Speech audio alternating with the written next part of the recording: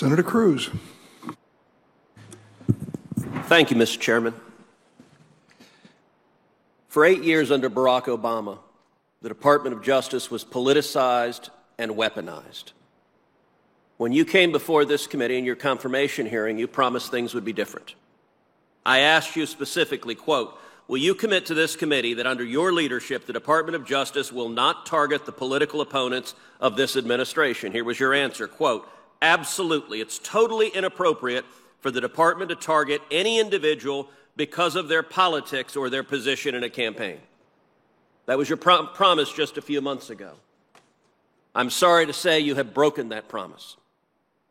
There is a difference between law and politics. And General Garland, you know the difference between law and politics. Law is based on facts. It is impartial. It is not used as a tool of political retribution. This memo was not law.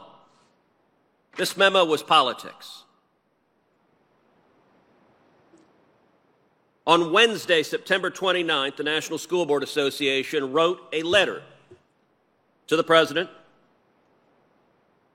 asking the President to use the Department of Justice to target parents that were upset at critical race theory, that were upset at mask mandates in schools, to target them as domestic terrorists.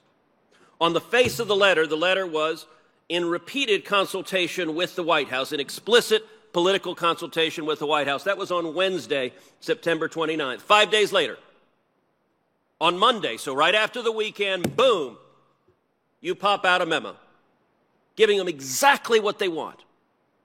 Now, by the way, I understand that. In politics, that happens all the time. An important special interest wants something. Sir, yes, sir. We're going to listen to them. Let me ask you something, General Garland. In the letter, which you told the House of Representatives was the basis for this abusive memo targeting parents, how many incidents are cited in that memo? I have to look back through the memo. I can't count it. You don't know. How many of them were violent? Again, the general report. How many of them were violent? Do you know? I don't know. You don't know. And there's a reason you don't know. Because you didn't care, and nobody in your office cared to find out. I did a quick count just sitting here. During this hearing, I counted 20 incidents cited. Of the 20, 15 on their face are nonviolent. They involve things like insults. They involve a Nazi salute. That's one of the examples. My God, a parent did a Nazi salute at a school board because he thought the policies were oppressive. General Garland is doing a Nazi salute at an elected official. Is that protected by the First Amendment? Yes, it is. Okay. 15 of the 20 on the face of it are not violent. They're not threats of violence. They're parents who are unhappy. Yet, miraculously, when you write a memo, the opening line of your memo, in recent months, there has been a disturbing spike in harassment, intimidation, and threats of violence. You know what? You didn't look, and nobody on your staff looked. Did you even look up the 20 instances? As I testified, the decision to send a memo is for an assessment. Did you look up the 20 instances? I did not read. Did anyone on your staff look them up? I don't know the answer, but it's not But of course you don't. In general, there's a reason. Look, you started your career as a law clerk to Justice Brennan. You've had many law clerks during the year, during your time as a judge. I was a clerk to Chief Justice Rehnquist. I'll tell you what, if I drafted an opinion for the Chief Justice and walked in and it said, there's a disturbing pattern of violence, well, Ted, how do you know that? Well, I got an amicus brief here who claims it. You would fire a law clerk who did that. You're the Attorney General of the United States. This was not a tweet you sent.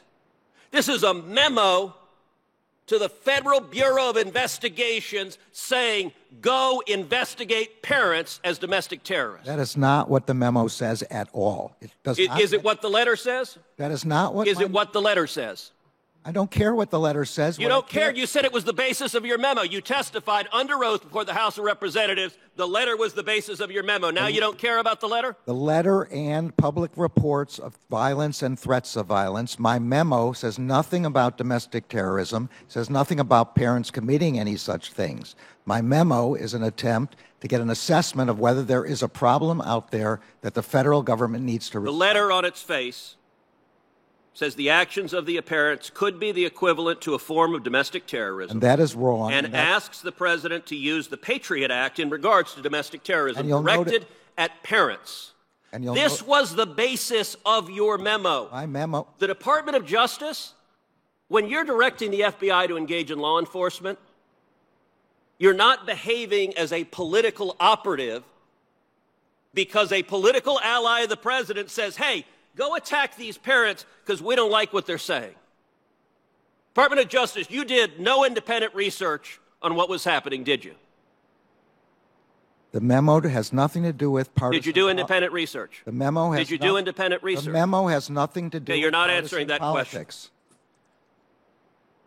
You've testified you know nothing about the violent sexual assault that happened in Loudoun County, even though it's one of the bases in this letter.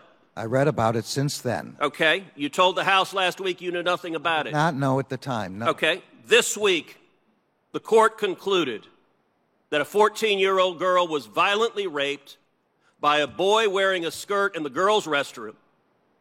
The school district covered it up, released the boy, sent him to another school where he violently raped another girl.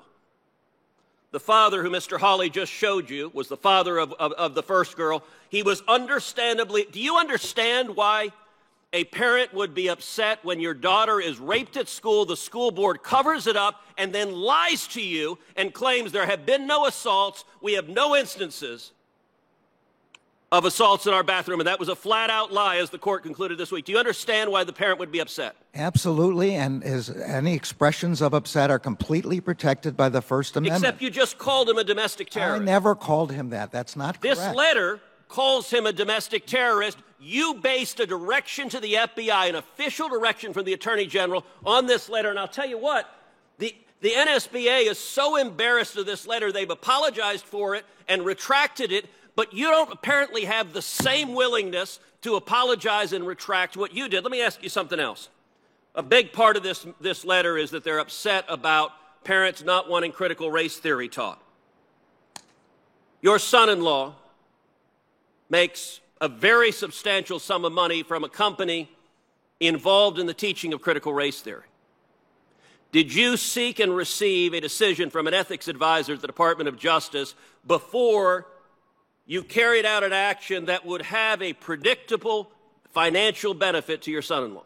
This memorandum is aimed at violence and threats. I just asked a question. Did you seek an ethics opinion? It has no predictable effect. Did you seek an ethics opinion? It has no predictable. Did you seek an ethics opinion? Judge, you know how to ask questions and answer them. Did you seek an ethics opinion? You asked me whether I sought an ethics opinion about something that would have a predictable effect on something. This has no predictable effect in the way that you're talking about. So if critical race theory is taught in more schools, does your son-in-law make more money? This memo has nothing. If critical race theory is taught in more schools, does your son-in-law make more money? Yes or no? This memorandum has nothing to do with critical race theory. Will you answer if you sought an ethics kind opinion? of curriculum. Will you answer if you sought an ethics I am opinion? answering the best I can. Yes or no? Did you seek an ethics opinion? This memorandum has nothing. Did you seek an ethics opinion? This memorandum has nothing to do with. General, are you refusing to answer if you sought an ethics opinion? I'm telling you that there's no possible. So you're saying no. Just answer it directly. You know how to answer a question directly. Did you seek an ethics opinion? I'm telling you that if I thought there was any reason to believe there was a conflict of interest, I would do that. But I cannot. Why do you refuse to answer the question? Why won't you just say no?